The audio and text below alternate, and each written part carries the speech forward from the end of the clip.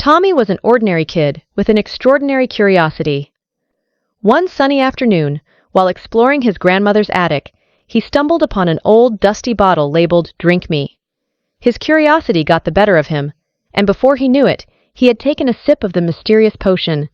Instantly, the world around him began to grow. Or rather, Tommy began to shrink.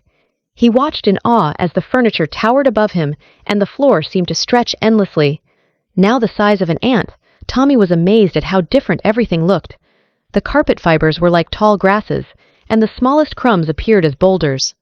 Venturing outside, Tommy met an ant named Antony. "Hello, I'm Antony. What brings you to our world?" Antony asked. Tommy explained his predicament, and Antony offered to show him around the garden, introducing him to a host of tiny creatures, each with their own stories and personalities.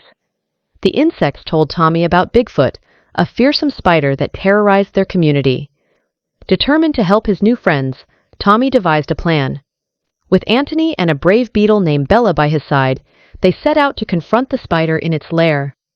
Navigating through dense foliage and crossing what seemed like vast rivers, tiny puddles to a regular-sized human, they finally reached the spider's dark, web-filled corner of the garden.